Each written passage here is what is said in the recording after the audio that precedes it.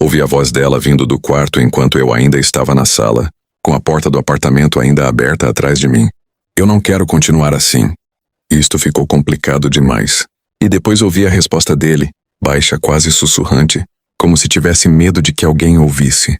Só que eu conseguia ouvir, claramente, cada palavra. Meu nome é Rafael Santos. Tenho 32 anos.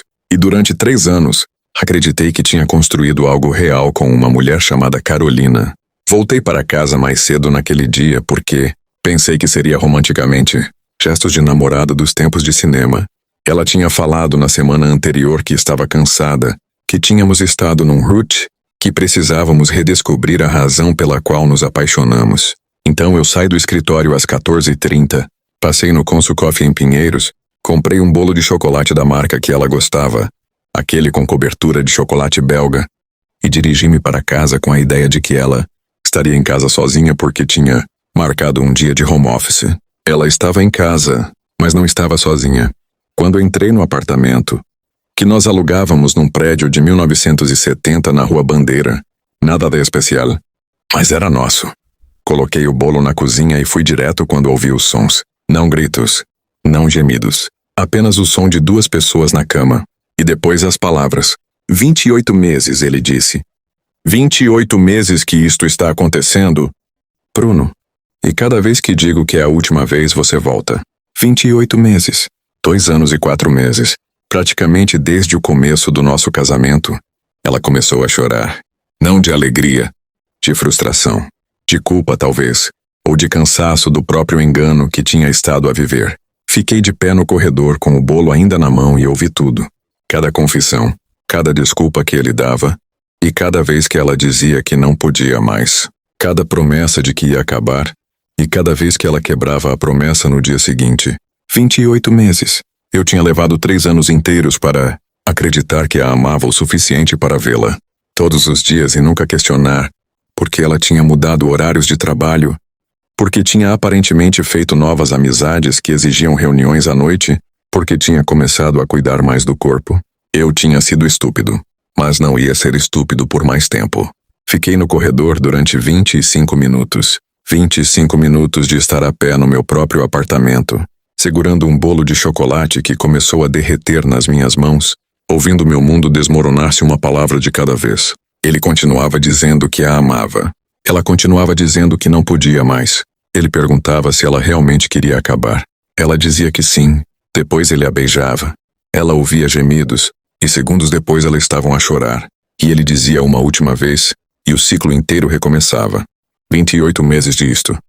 Eu ouvi ela dizer que tinha tentado acabar 10 vezes, que cada vez ele a procurava, que ele a chamava no trabalho, que ele tinha ameaçado voltar com a sua esposa se ela não o visse, que ele tinha criado uma situação tão complicada que ela tinha medo de me contar a verdade, medo de me contar a verdade. E eu estava ali no corredor, e aquela palavra medo destruiu tudo dentro de mim que ainda tentava encontrar uma razão, uma explicação, uma saída para isto. Quando finalmente ficou silêncio, o tipo de silêncio depois do sexo, aquele silêncio satisfeito, eu coloquei o bolo na mesa da cozinha cuidadosamente, com a mesma cuidado que alguém coloca uma bomba. Depois eu sentei no sofá e esperei. Levou-lhes outros 10 minutos para sair do quarto. Quando Bruno apareceu primeiro, ainda abotoando a sua camisa, e eu reconheci a camisa azul que ele tinha estado a usar na reunião de família que Carolina me tinha arrastado 3 meses antes. A sua cara mudou completamente quando me viu. Depois veio Carolina, com o cabelo ainda bagunçado, o batom corrido e a realização de tudo crashing no seu rosto. Rafael, ela disse, eu posso explicar. Ninguém sabe o que dizer quando é apanhado. Ninguém tem uma explicação adequada para 28 meses. Ninguém consegue construir uma narrativa que justifique mentir todos os dias, abraçar o seu marido depois de estar na cama com outro homem, planejar férias juntos enquanto tentava decidir com quem queria estar. Você vai embora, eu disse a Bruno, muito calmo, muito controlado. Agora, Bruno olhou para Carolina como se esperasse que ela dissesse algo, como se após 28 meses, ele ainda pensasse que tinha algum direito aqui. Carolina olhou para o chão. Rafael, Ela começou. Vais contar a verdade a toda a gente, eu disse. Este fim de semana, num jantar em casa dos meus pais. Ou eu conto. E na minha versão, não há nenhuma explicação bonita. Não há história de recomeço. É só a verdade. 28 meses, cada dia, cada mentira. Ela começou a chorar. Eu estava apenas a começar. Os 3 dias seguintes foram os mais estranhos da minha vida.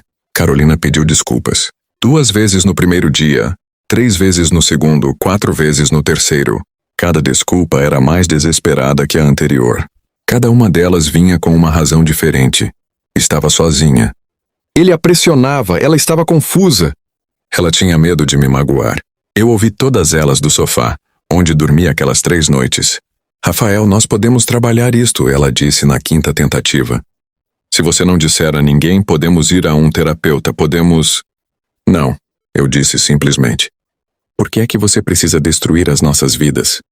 Ela perguntou na 6ª tentativa, e aquilo era quando eu soube que ela tinha finalmente entendido.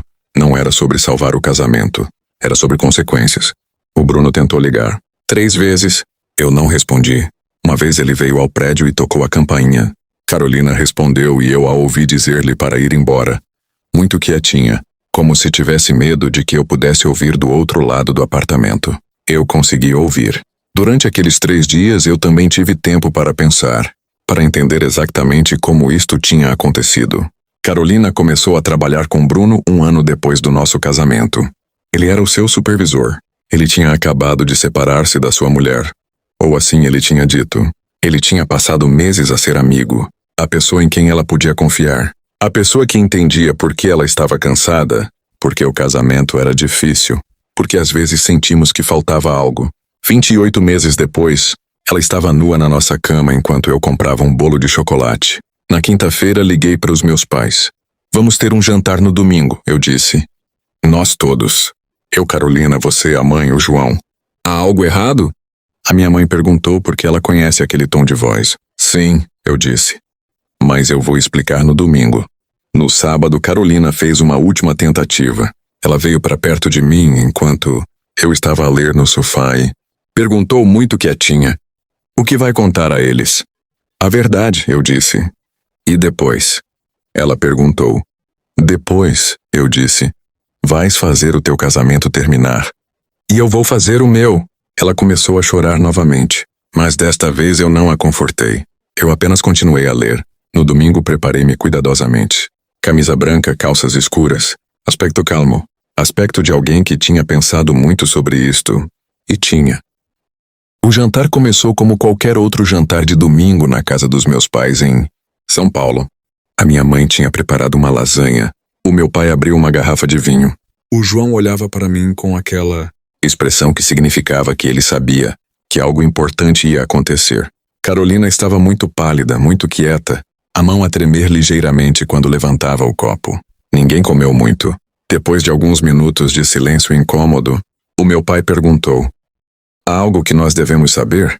Sim, eu disse. Muito calmo. Carolina tem algo para contar a vocês. Carolina fechou os olhos. Depois abriu-os novamente. Depois começou a falar sobre 28 meses. Sobre Bruno, sobre como tudo tinha começado, sobre como tinha tentado acabar e não conseguia. Meu pai ficou com a cara branca. Minha mãe começou a chorar. O João apenas ficou em silêncio. Aquele silêncio que significa que ele já sabia alguma coisa. Isto é o fim, eu disse quando ela terminou. Carolina e eu vamos para o divórcio. E ela vai perder a casa que ambos compramos, juntos porque eu tenho documentação de transferências, de dinheiro que mostram que ela estava a canalizar recursos para esse homem. Rafael, isso não é justo, minha mãe começou. Justo? Eu perguntei. 28 meses não é justo, mãe. 28 meses de mentiras é que não é justo. A semana seguinte liguei para o advogado. Bruno recebeu uma carta na sua empresa, informando-o que tínhamos documentação de um affair com uma colega de trabalho e que aquilo seria tornado público a menos que ele contribuísse financeiramente para os danos causados. Ele tentou negar tudo até que eu mencionei as mensagens que Carolina tinha guardado. Ele pagou. O divórcio levou 3 meses.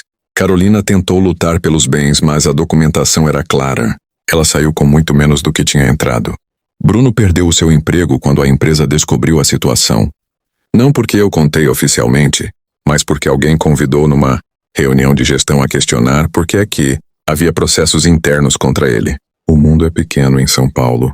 6 meses depois, conheci Beatriz numa livraria em Cerqueira César.